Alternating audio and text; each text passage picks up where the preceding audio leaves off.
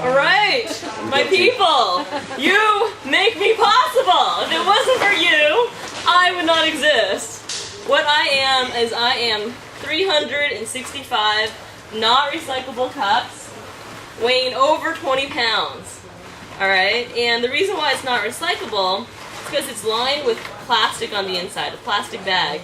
Some people think it's wax lined, but if it was wax lined, it would melt with your hot liquid.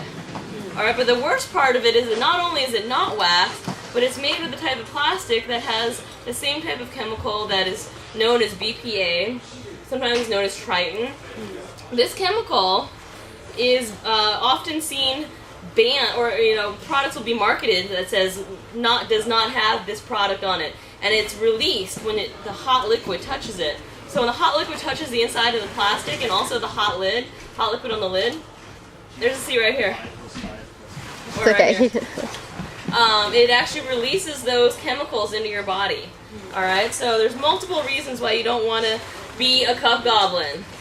And I'm going to give you guys some tools on how to avoid being a cup goblin, because trust me, this is not sexy, okay?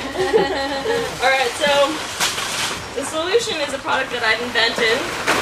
And here, if you guys want to sit over here too, there's another seat. So inside this bag, I have a 16-ounce cup. Anyone got a 16-ounce? Hold up that red Solo cup there. Stig, over That's me. Okay. So that right there is a 16-ounce cup. I've got a cup the same size as those red beer mugs in this bag here. It's not very thick, and even a Jack of Pocket you can put in it. Put the cup in it, so that it's more convenient to bring a cup with you at all times. So I'm going to be talking about two topics. One is the importance of reusing and the messaging around the reuse message. What I did was I did some surveys and I realized that this message needs to be differentiated. People don't really, because people tell you that it's better to reuse, but how much better is reusing than recycling? So I'm going to talk about that. Then I'm going to talk about my second product, which is an iPhone or mobile phone app that helps you track the impact that you're making and also create momentum in the reuse campaign. John, if you can. So when I started researching this problem, I saw images like this and images like this, and how did this start? And should I just wait until you? Yeah, when I go like this, that's what I want you to do. Okay. Okay. Okay, so when I researched this problem, I saw lots of these images, and I thought, well, maybe it started with this woman here. Maybe it started as a game. Or maybe it started as a Greek tradition, breaking place, because, why do we throw away paper products? How did this begin? So my research pointed out to this guy here. Back in the mid-18th century, there was a discovery made. Bacteria known as germs that caused illness. And this was pretty scary back then because it was hard to imagine that something so small that you could not see it could kill you. A grizzly bear killing you, that made sense. But insects that you could not see killing you didn't make sense to people. So there was a massive campaign with slogans like "Your kiss of affection, the germ of infection." And then you might also wonder what was in place prior to the disposable cup. Well, there was what's called the public cup. A cup shared by everybody in the entire town, and a common spigot. So there needed to be an invention made for us to shift into our modern life, and that invention was a paper cup, the modern paper cup. And you might think, well, maybe two government officials, some government officials made this, or a group of concerned doctors made this cup to protect people from germs. Actually, it was invented by two lawyers. You see, this here is Llewellyn. He looks very concerned about your health and more. Now, I don't blame them for the environmental problems in the current situation, but there's a lot of motivation that wasn't exactly sincere. And so what they started was this Dixie Cup company, but back then they called it the Health Cup. And so when you really study the history, the paper cup is actually the father of all modern single-use products. This was the original item. Alright? So now, today, the irony is that these cups are no longer protecting us.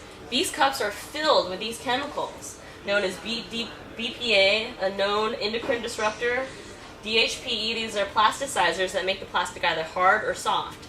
Styrene is a known neurotoxin. That's in the lids of those cups, the coffee cups. Melamine is the glue that they glue it together with. Even that's a problematic thing. It causes cancer. So, you know, this is a really big problem. And to give you an idea of how big this problem is, they just banned and removed millions of products off the shelf in Taiwan this summer. Complete moratorium. And we have DHPE in our bottles today, here. But, you know, we need to take stronger action. And the reason why is because these are people I know. All right? Now, this first guy, Christopher, he's 28 years old.